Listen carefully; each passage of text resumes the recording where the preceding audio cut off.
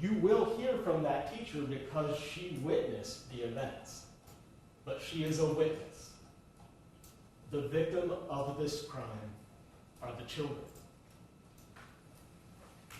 The defendant, Dr. Ebony Parker, was the assistant principal at Richneck Elementary at the time. She was the person who was paid to take care of those children.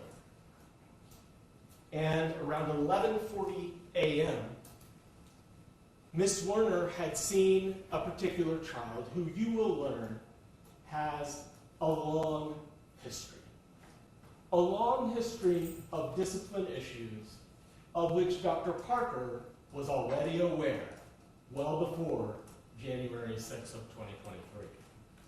But Ms. Zwerner observed something about this student that worried her. You're going to hear from her, and you're going to hear what that concern was. And then she's going to tell you that she went to Dr. Parker and warned her that this child, who we refer to as JT, was in a violent mood. You'll hear that she said, "I don't know what I'm going to do if he hits me."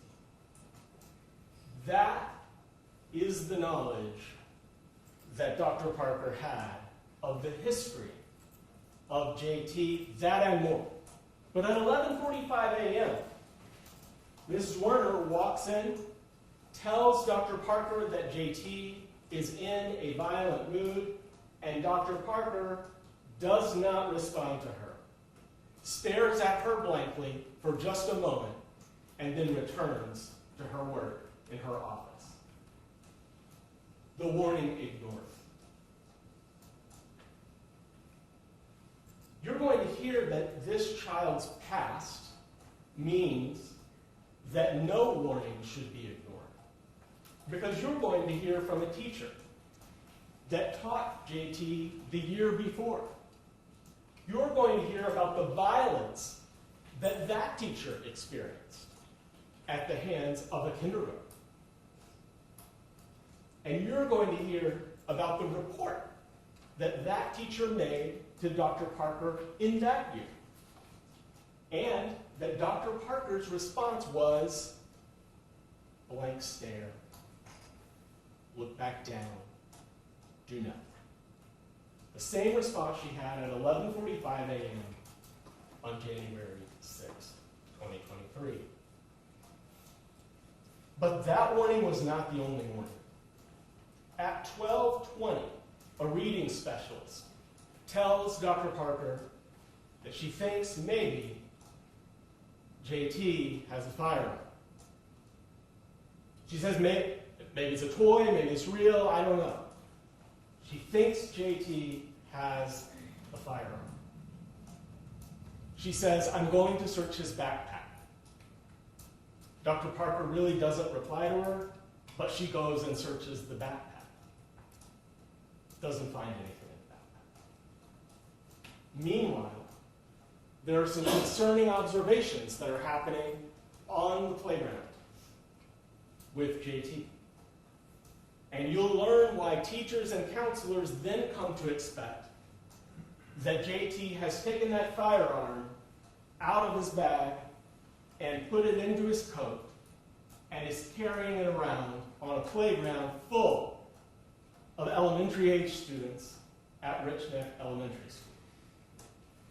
You're going to hear that he showed it to another brave student, who then reported, young RR reported exactly what he had seen to a teacher. He was terrified, understandably shaken, crying when he reported what he'd seen.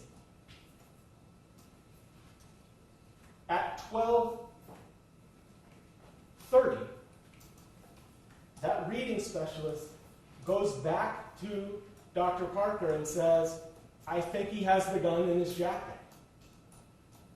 Do nothing. His mom will be here soon," she says.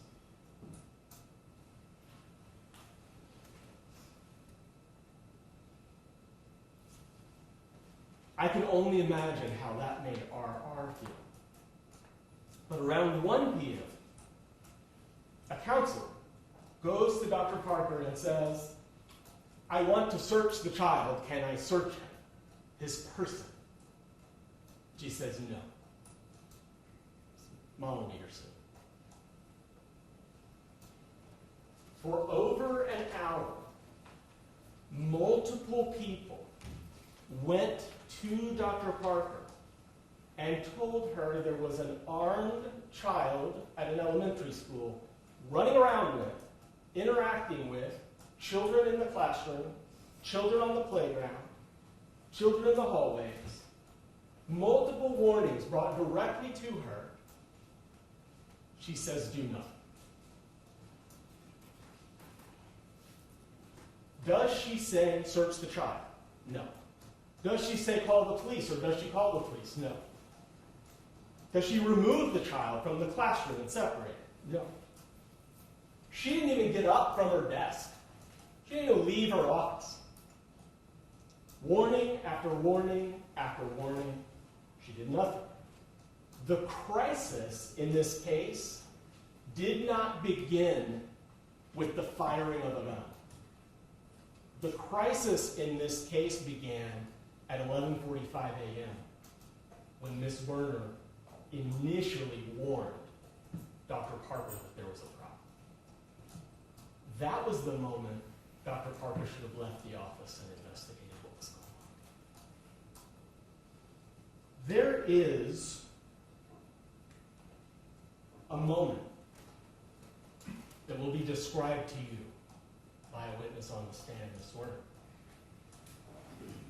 where after all that she now knows, all the suspicions that she's now heard, and repeatedly she's heard people that Ms. Kovac and others are going and telling Dr. Parker, she sees JT in the classroom wearing the big coat. She's nervous, and if in an instant she sees him pull out that gun and aim it directly at her face.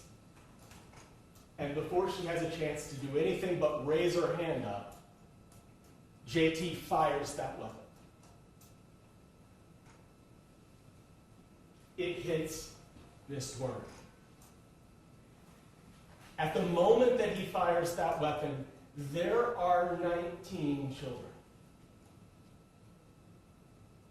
Right there. And that's why I tell you that this case is not about Ms. Zwerner. This case is about the 19 children whose lives were endangered in that moment, but in the moments before as well. Those children were, some of them, between the gun and Ms. Zwerner. Some of them, a slight movement of the gun could have hit a child instead of Ms. Zwerner. They're right there. Some standing shoulder to shoulder with the shooter. All of them, you'll learn, watched as their teacher clutched her chest and bled before these children, screaming in horror, ran across the hallway to another teacher's classroom. And Ms. Zwerner ran to the office and collapsed on the floor. Where, at that point, was Dr. Parker? She had locked herself down in her office. Was the school on lockdown? Not yet. Still no. But a few minutes after Ms. Zwerner enters the room, a receptionist, Ms. Oliveria, does finally put the school on lockdown. I commend her for doing that. She should have had to. And it was too little too late. Back in Ms. Zwerner's classroom, Ms. Kovac has shown up, the reading specialist I told you about earlier. She knows JT. She knows his history. And when she heard that gunshot, she knew exactly what happened. And she went straight into that classroom. She found in that classroom the gun lying on the floor. You'll learn that that gun contains 7 rounds, 7 rounds plus one that was jammed in the action of the firearm. So 8 that was unspent. Amy Kovac enters that room and she just puts JT in a bear hug as she calls 911. She holds that child there until police arrive. She will tell you that that whole time she was saying, he was cursing. He was explaining that he shot his teacher. And she was saying, like the consummate faculty teacher she is, don't use that bad language, you know better. She's just doing the best she can to control the situation alone in a classroom where a teacher has just been shot. Ms. Kovac, the reading specialist, also the one who searched the book bag after telling Dr. Parker that's what she's done.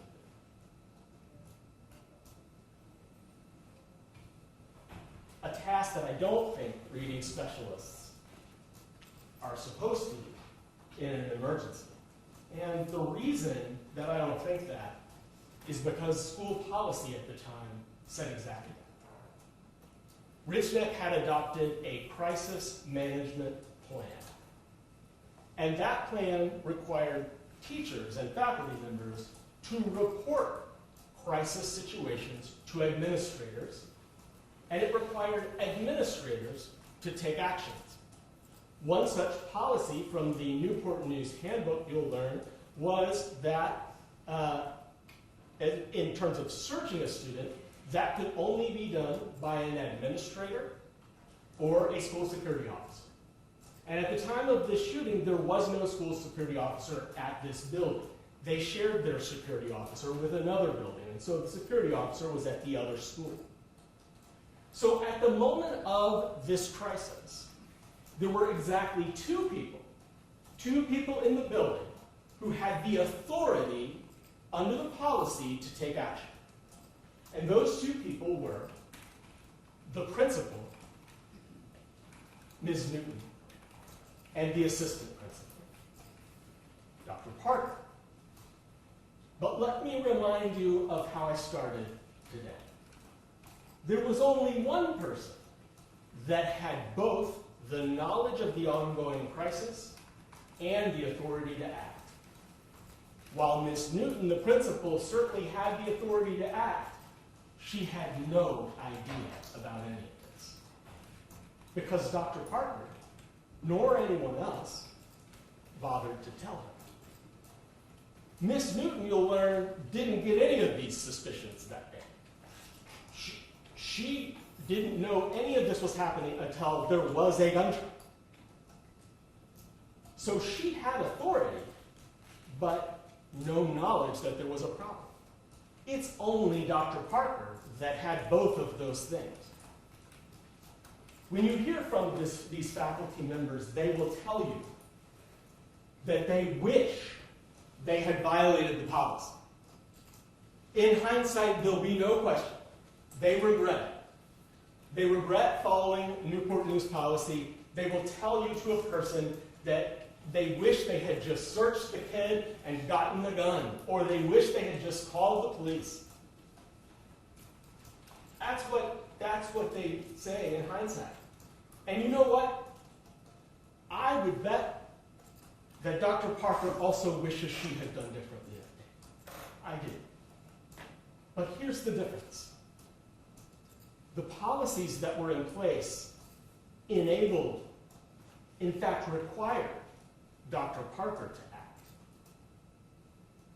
The teachers, on the other hand, and faculty, if they were to act, they'd be acting against the policies that were in place that day. And that is a significant difference. There was only one person in the school that day that had both the authority to act and the knowledge of an ongoing crisis. And that person, you'll see, was Dr. Parker. Many people knew the crisis had begun. 2 people had the authority to do something about it, but only 1 person had both. During the course of this trial, we are going to mention a lot of initials. We're not saying the names of the children because we don't want to put their names out there to let this be their story further. So we're asking everyone that testifies, and all of the personnel will definitely be using initials. I say that because that's going to be a lot of initials. The judge talked to you about taking notes earlier, and it is your choice. These will be distributed to those who wish to take notes here in a few moments. Let me encourage you that almost all of the important evidence in this case is going to come out piece by piece by piece, puzzled little detail by little detail, from several witnesses who will take the stand and testify.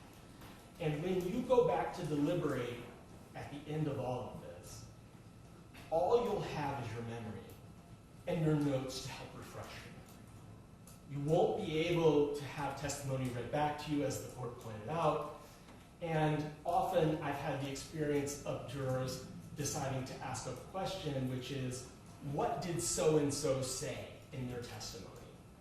And they're always told by the judge, we can't answer that question. You have to rely on your own memory. And so I'm just giving you that heads up. We're going to be throwing a lot of initials at you, a lot of details at you. And when the judge instructs you on the law at the end of this process, you'll have to remember all those details in order to decide this case. So I do ask you to really pay attention to the witnesses, and I suggest that you take notes to help refresh your own memory, because at the end you will have heard a lot from a lot of different people. January 6, 2023, 20 students went into Ms. Zwerner's classroom, and their lives were forever changed. The trauma that they experienced is unspeakable, and you will hear from some of the parents about that trauma. That shouldn't have happened. And the one person who had both the authority and the knowledge that a crisis was ongoing is the reason that it happened. And we think at the end the evidence will show you